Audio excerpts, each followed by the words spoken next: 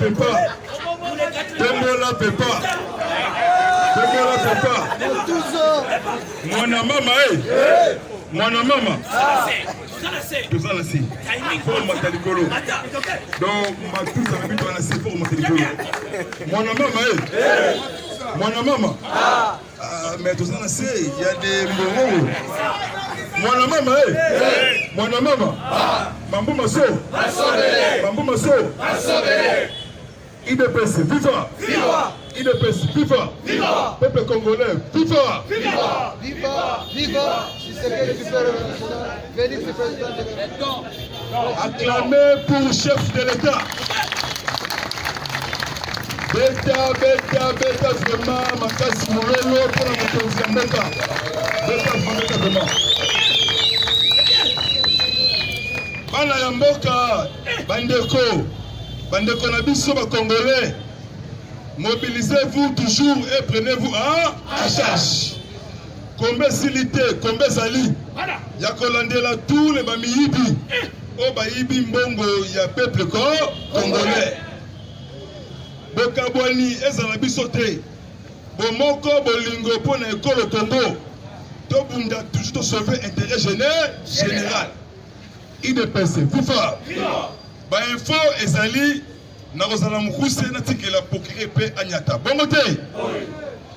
Chef de l'État a inauguré babato lobi na onatra biso toza ba communicateur toza koveiller na tous les plans ya mabe contre chef de l'État tosengi na tous les services ya sécurité oyo biso Mukonzi ba Maris na onatra azali Rwandais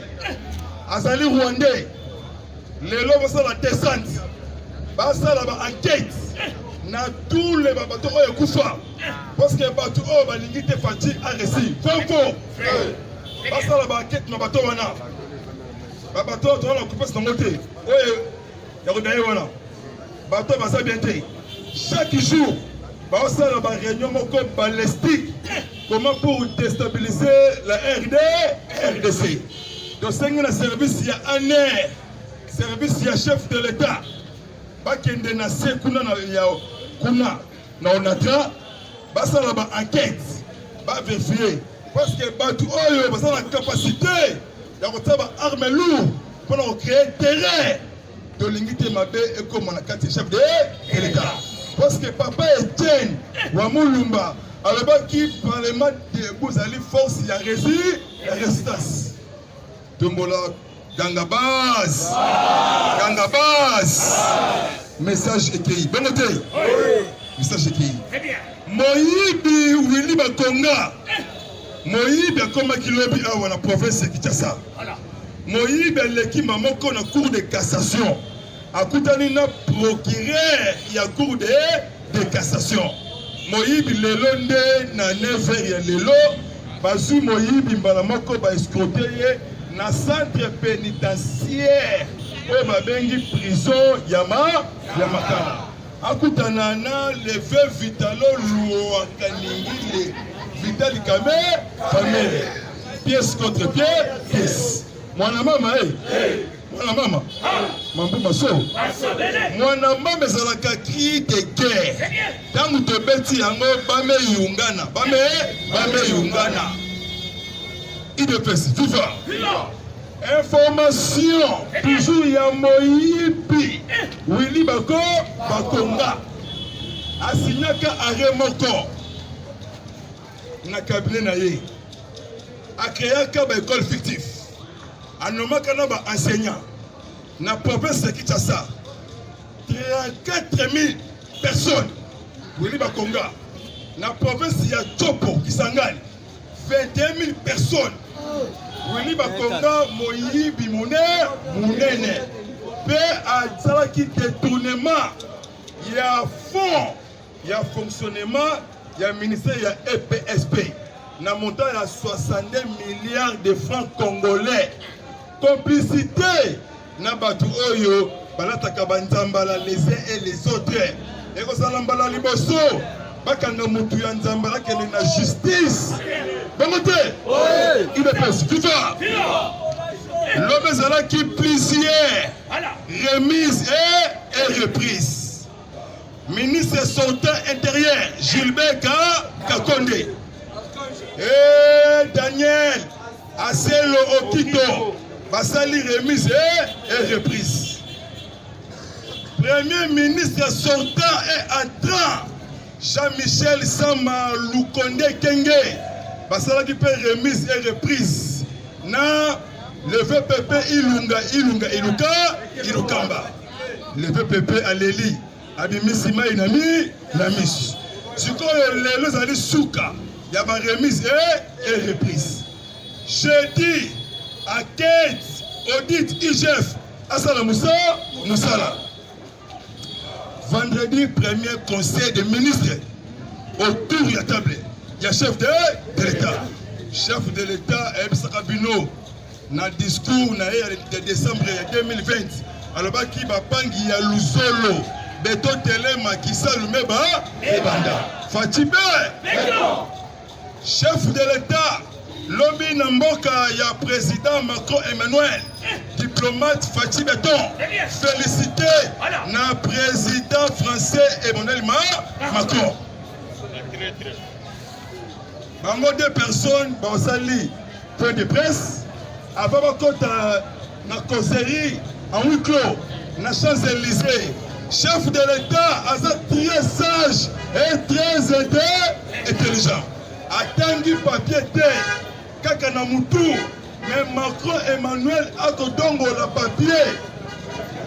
Fatime, Yuka Fatih a sengi soutien de la France pour traquer toutes les forces négatives. Parce que les islamiques qui sèment les morts toujours n'a peuple congolais. Malamoko, président français, va signer coopération bilatérale. Éducation, santé. Donc, la stabilité pour la paix dans tous les territoires. Il y a la République démocratique du Congo. Les hommes qui ont Mboka, Naloba, IDPS, viva. Mon maman, oh, ya zoloba, mon maman, a dit suspect. Mon maman, le chef de l'État, commandant suprême, président de l'Union africaine. Lelo azo yamba délégation belge.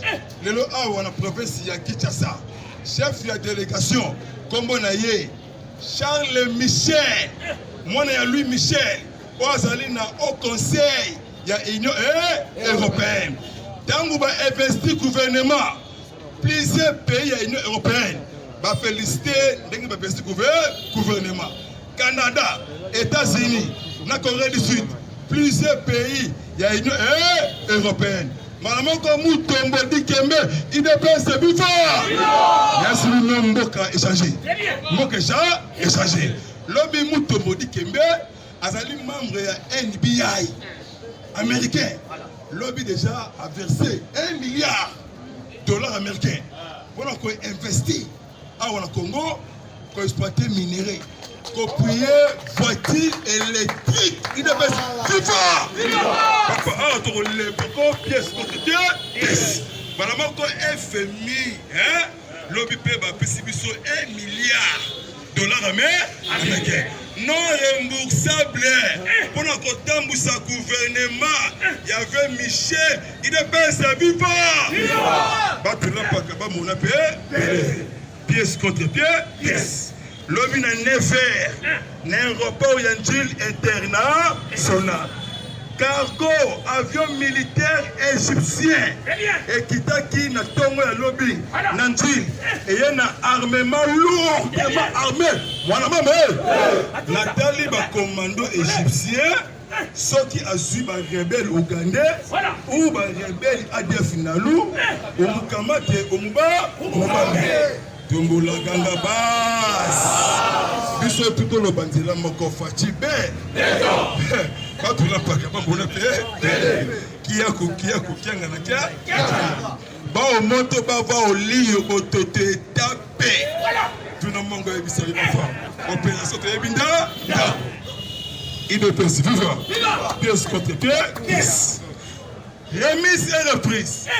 Vice-ministre justice sortant Bernard Kataichi asali ata eloko moko siko mwana mwasi mama o awuti na société civile na Congo ya Kakesi Rose Mutombo siko dossier eza na mesa Rwanda Uganda guerre à 6 jours na Kisangani 1998 à 2003 plus de 4000 morts 1730 femmes violées, 6600 enfants volés, 600 000 déplacés.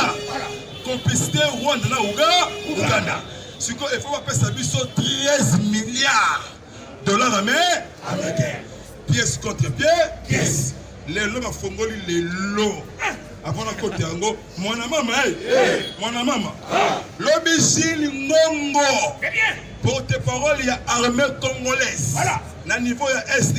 Lobby na soir va déployer 11e brigade. 11e brigade. Voilà. Il y a intervention rapide. Voilà. Na territoire il y a Djougou, Walungu, na Itu. Voilà. Pour traquer les Maïmaï FPI. Voilà. Les Maïmaï Kodeko et les groupes armés rwandais. Alors les milices rwandais. L'armée congolaise. Parce que place dans le centre pénitentiaire, prison de Makala. Dans le traqué Kalamini Awate, l'armée française est au Congo, qui est installée dans le territoire RDC. Ce que Yokabo, IDPS, viva. Naloba, Hippolyte Kanambe, Yabakaze, Kazebele. A commis socio à bienvenue, à la Langaba, à la Kitambo, à la Naipeni, et comme il y a parce que comprend le monde émotion. Maréchal Mobutu Koukoué Douaza, il n'y a pas qui n'a qu'à na Guadoli.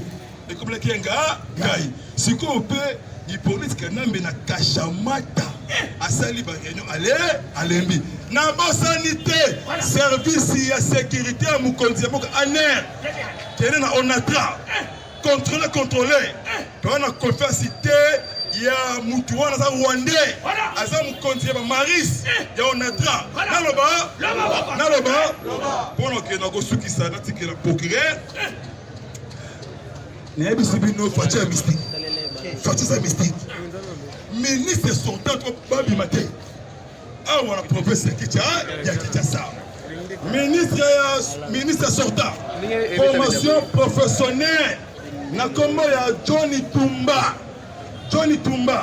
A 32 millions de dollars américains pour la réhabiliter. Na côté ya Kasai, programme ya 100 jours. Na Kasai, na Dibumba, na Dibaya, na Ngandajika. Nakananga na Chitolo Kamako Kamonya Dimba Dibaya et Tonga Mate Atamba na poche pièce contre pièce Kobanga te déjà armée angolaise armée égyptienne armée kenyane pelosu armée française Basoya armée angolaise Azoana ba MiG-29 Mikoyam NN Code OTA et Kobuka tous les bunkers pour craser tous les forces négatives. Pour que nous avons le Fongoli dossier il y a corruption. Le dossier Fongoli. 4 gouverneurs au Bassa Cité. 7 directeurs généraux. 2 anciens premiers ministres. Na machine Angaï. Moko Congo na ye matata ponyo. Pièce contre pièce. Yasuka. Congo na ye. Le vécu, monsieur Bruno Tibala, justice et Tombolina, nation. Ozalanani, opération, Umukamata, Umubambe. Élection 2023. Oza gouvernement en préparation, il y a élection. Mais avant élection, ressassement général biométrique. De Congolais, na Rwandais, na Ougandais. Lobby Kagame a déployé les militaires na niveau à Rwanda. Frontalier RDC Rwanda a déployé État Libiso. Donc, des bandes offensives ceux qui rebellent Kimi na Rwanda. Ils s'appellent na Rwanda. Concédez la provocation. Talangaï. Il est c'est vivant. Armée congolaise recherchée. Des personnes. Mais c'est Janvier Karaïe.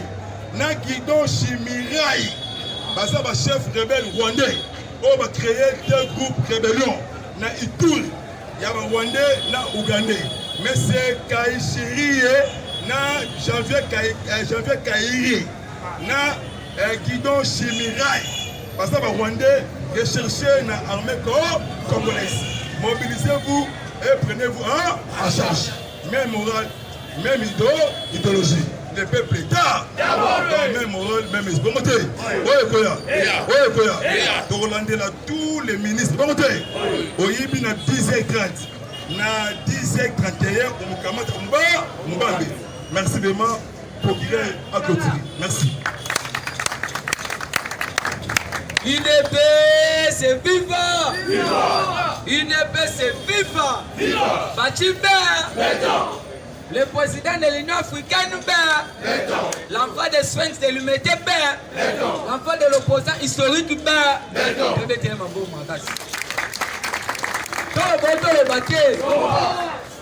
merci d'abord à président Mia qui est pour nous représenter sur place pour la unième fois. Bachimbe, problème est là qui boye. Tous les présidents qui ont dirigé la République démocratique du Congo depuis l'accession de notre pays à l'indépendance, ce qui a manqué tous les présidents, c'était la volonté politique. UDP c'est vivant. C'est pour la première fois tous les hommes forts derrière Joseph Kabila aujourd'hui devant la Chine. Parce que Willy Bakonga a extradé hier dans la République démocratique du Congo pour avoir signé, parce qu'un ministre qui agit par un arrêté ministériel, créé plus ou moins 34 000 enseignants fictifs sans école, sans bureau dans la République démocratique du Congo. Dans la province, il y a 31 000 enseignants sans école, sans bureau, ils sont en train de bénéficier de l'argent à l'État. C'était une façon, il y a éternu image à Katouté de l'ancienne. Il a passé sa première nuit dans le parquet général, il y a Kouyaka. C'est là où il fera sa remise et reprise et puis, maintenant, on va makasi. Sur la composition, il y a cabinet, il y a ministre qui sont là, Willy Bakonga, il y a qui Kindoki. Pensez qu'il n'a c'est son fils. Financier, c'est son beau-frère. Intendant, c'est son petit frère. Directeur financier à Sekopé, c'est son frère. Opérateur de saisie. UDP, c'est vivant. Il y a un qui va dire ça, Lumeba. Yoka Siko Bato Wazala qui koloba que non. Surtout tout nous battu à UDP, quelle est la vision du chef de l'État Barolobo, c'est l'union sacrée. Le président de la République, il est le respectueux des textes. C'est lui qui prône la constitution. Parce que en 2006, dans le référendum, Etienne Tshisekedi Moulumba, il avait refusé qu'on puisse voter pour cette constitution parce que la constitution a été taillée sur mesure. Aujourd'hui, nous sommes contraints censés de respecter cette constitution. UDP c'est vivant. L'article 91 de la constitution a son alinéa 4. Qu'est-ce que la constitution dit? Le président de la République a une vision comme un programme et pas premier ministre. Parce que le chef de l'État, comme étant le patron de l'exécutif, il gère la politique de la nation avec le premier ministre. Et le premier ministre, c'est lui qui gère le pays au quotidien. Et maintenant, la vision de l'Union sacrée qui se transforme par un programme au premier ministre, il a été présenté avant-hier devant le parlementaire. UDP, c'est vivant. Dans le même programme, le premier ministre annonce ceci. Dans les jours qui viennent, 2 ou 3 semaines, on va décréter l'état d'urgence sécuritaire à l'est du pays. Et puis, on doit changer l'administration civile à l'administration militaire. UDP, c'est vivant. Parce que la guerre à l'est du pays, les tireurs de ficelles, ce sont les gens qui nous ont dirigés hier. Prévenez. Mbosso n'est pas un kabiliste.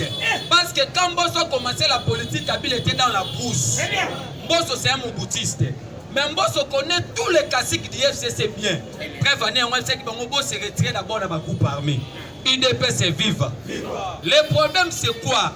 comprenez qui déjà que non, le seul gouvernement où il y a UDPS, c'est pendant que c'est Samalukonde. Parce que le président a été clair. Le premier ministre est allé plus loin pour dire que non, on va fermer tous les ports illégaux et puis privés. UDPS est viva. Et on va comprendre lui sur le colo à lui. Avant qu'on puisse annoncer l'arrivée à chef de l'État la Béni, il faut d'abord quitter ma groupe armé. Ce qui est plus dur, c'est quoi? Général Lukouli à l'Obiboye. Tout a été préparé pour éliminer le chef de l'État. Parce qu'il a déjà gagné dans le terrain politique, il faut maintenant le contrer dans le terrain militaire. Mais on n'a pas besoin d'un président martyr, nous avons besoin d'un président vainqueur. Très bien. Mettez la Fatima Bobo. Parce que depuis l'histoire, il y a un monde de bandits, attends président Menga qui est dans la frontière, attends Hitler qui est dans la frontière. Quand mon président Zoloba qui est dans le jour à venir, je vais m'installer à l'Est, cela veut dire quoi? Il est en train de parler dans un langage politique et puis diplomatique. Comme étant commandant suprême, il peut dépêcher ma bataillon, preuve année.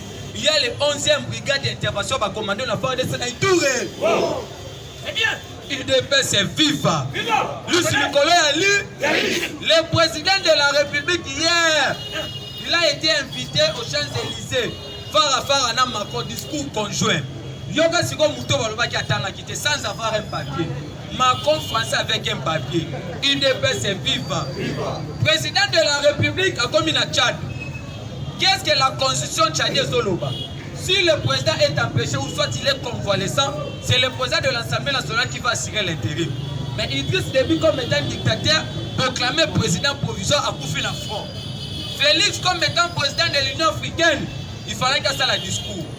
Quand le président a commis à l'Obiboye, nous allons soutenir la transition pacifique, démocratique et puis inclusive. UDPS est viva. Mais il y a des moutons noirs dans ces pays comme des sites Kikouni, en train de Félix a soutenu une dictature et puis un dictateur. Alors la transition tchadienne, ça a 18 mois. C'est le même discours qui a tenu le président depuis qu'hier à Paris.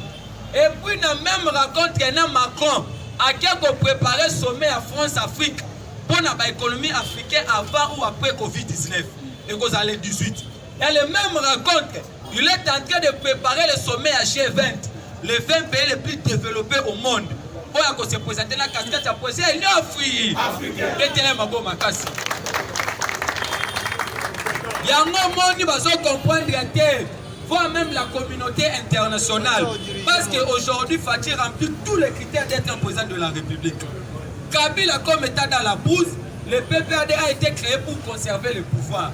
Mais là, comment la CPI, parce que Mamouno Solobaka va négliger le chef d'État au Kakibissi. C'est bien. Samedi, devant les députés à l'Obiboye, nous n'allons pas conditionner les élections avec le recensement. Mais lisez bien sur mes lèvres. Je suis un ressortissant d'un parti politique où on m'a appris. Pour être au sommet de l'État, il faut organiser les élections. Clissimataire des ministres Kozala, il y aura si comme le Kontambo Kalobi. Mais il y aura les recensements et puis l'identification nationale. On doit savoir qui est congolais, qui ne l'est pas. Fayoulou la Cameroun. UDPS c'est vivant. Parce que, en fait, le phénomène parlement debout, c'est un appareil rouge. Tout ce qu'on dit, parce que l'UDPS, c'est l'une des raisons aujourd'hui.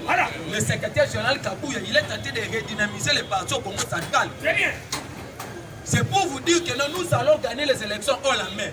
Parce que le chef d'État le bien va même que les élections seront organisées et puis nous allons les gagner tête haute. UDPS c'est viva. Et maintenant, les députés le va continuer l'histoire de la 13 parlementaire au système dictatique de Maréchal Mobutu. Parce que le Premier ministre Alobi Boye a signé un acte de bonne conduite. Après 3 mois d'évaluation, parce que la nomination au nouveau gouvernement, ce n'est pas un privilège, ce n'est pas un chèque blanc. Mais vous êtes nommé pour relever le défi. Parce que la priorité actuellement, c'est la sécurité. La priorité actuellement, c'est la gratuité, le social. Et puis donner au peuple congolais les récents. Il y a un Moni Kabila, la province qui m'a raté à Séni. Mais ce qui est vrai, je vous dis, Kabila est bien surveillé. Rien ne choque le président de la République. Parce que le même jour, quand Kabila quitte le Katanga, Bakangi plus ou moins centaines de Katanga. Il était allé là-bas pour déstabiliser les institutions provinciales. UDPS est viva. Lui, sur le collège, chef de l'État a eu une stratégie dans le Nyonso. Le problème était quoi? Le problème était d'étouffer le président de la République. Parce qu'il a été négligé, voire même dans son propre parti politique. Aujourd'hui, personne ne dit mot. Mais qu'est-ce que j'appelle l'acharnement? L'acharnement est ceci. Dans 15 millions, on a quitté la présidence, l'Église catholique et Bimaki. UDPS est vivant. Celle-ci est Bimaki. Le président de la République n'a pas tout le biboye. C'est un rétrocommission. Mais nous avons prouvé un système mais nous allons le combattre.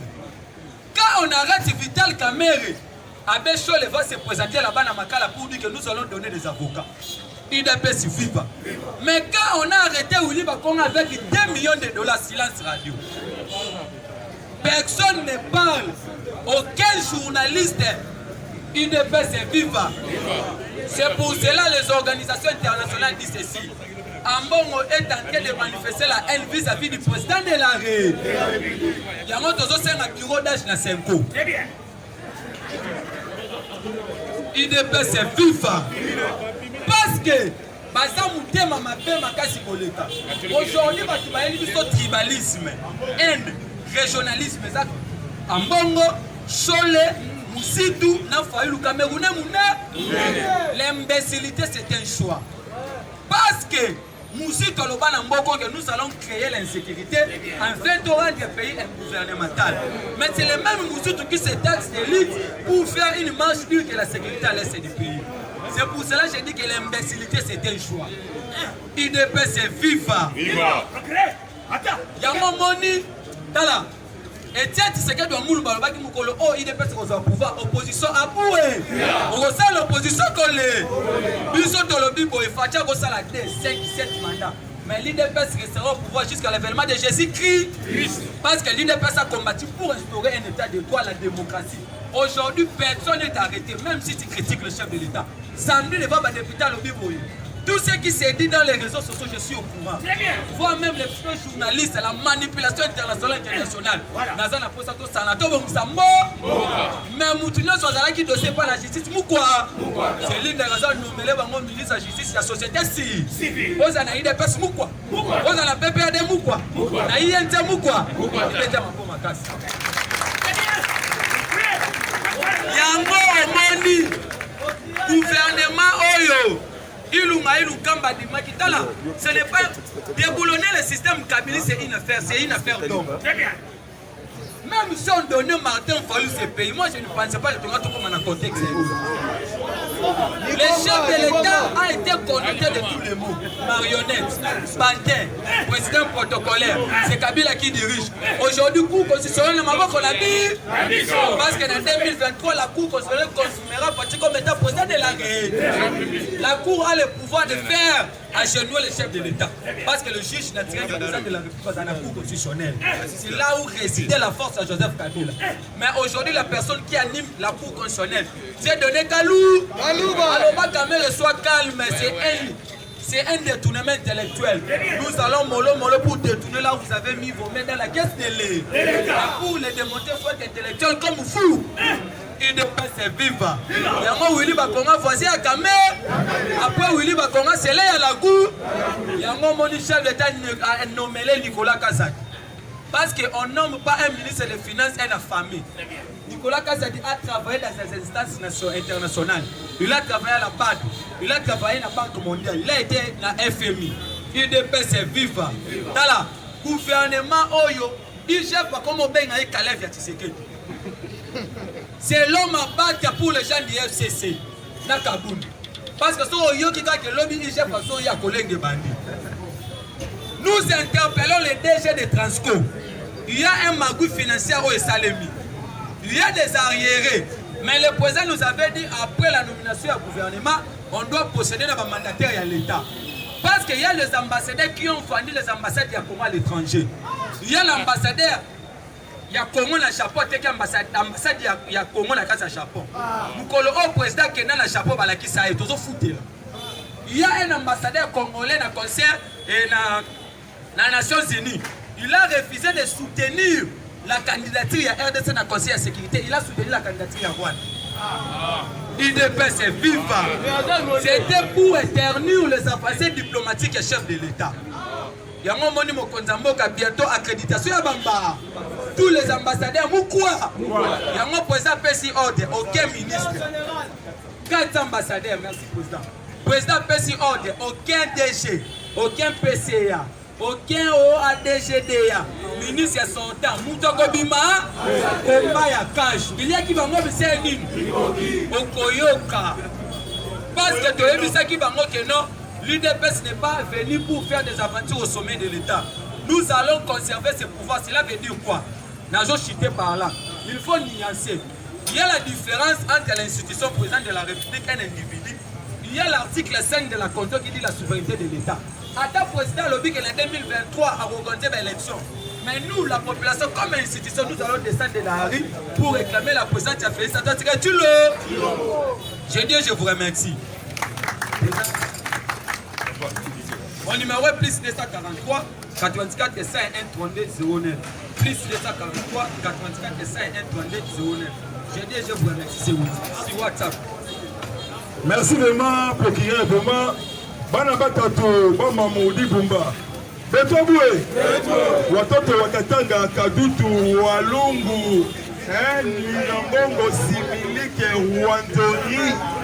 Amujamboué. Bayombe Badiva, Bayombe Boteloué.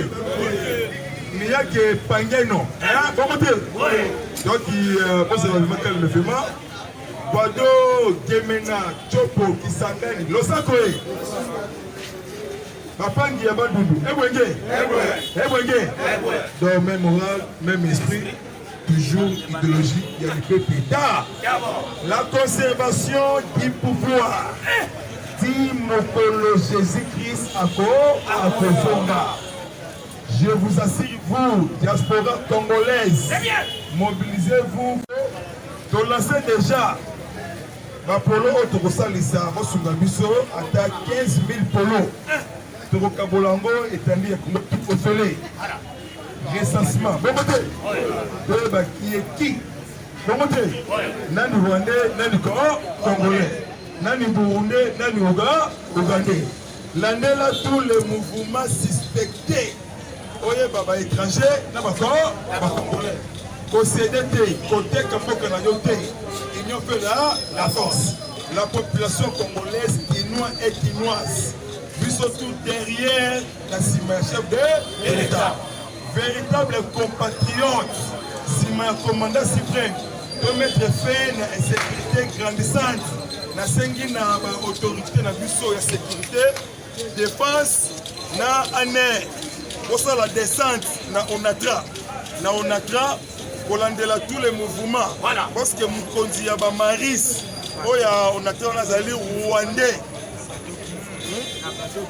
Bateau Kivu, Aza Rwandais vraiment. Chaque jour, on a une réunion balistique élargie. Comment pour déstabiliser la RDC?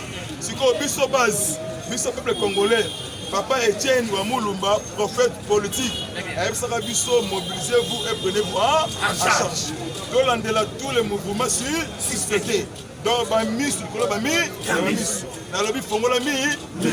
donc il manque un mécawa et le bata cotorien à Tokamula.